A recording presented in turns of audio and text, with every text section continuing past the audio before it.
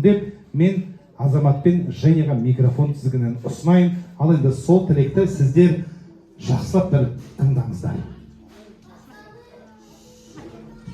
Дорогие наши родственники, родные, близкие, друзья, хочу вам сказать спасибо.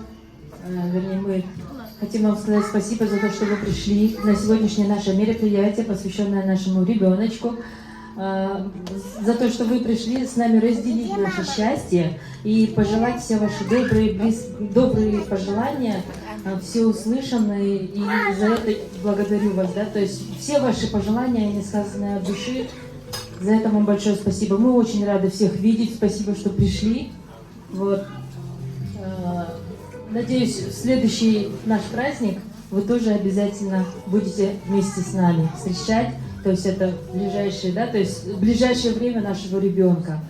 Вот, спасибо вам большое.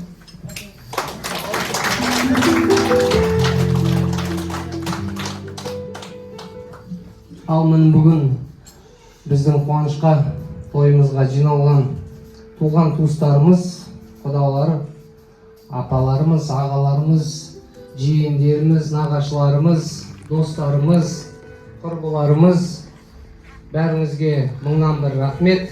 Осындай біздің асқа кеп, тойға кеп, қуанышымызға ортақ болып атқаныңыздарға. Енді өзім ойымша ойлаймын, бәрі жақсы болды, көңілдеріңізге бәрі тасты, асты деп, жаман да болса жақсы болып көрінсін. Денсаулықтарыңыз бәріңіздің мол болсын, үйде бақыт болсын, біздің той сіздерге де жұғысты болсын. Осылай кездескен жеріміз әрқашанда үлкен дастархан жайылсын, бұл тоймен қалмасын. Сол мыңдан бір рахмет айтамыз әке-шешемізге, міне бізді осылай осындай күнге жеткізіп отырған. Бұндай да күн бар.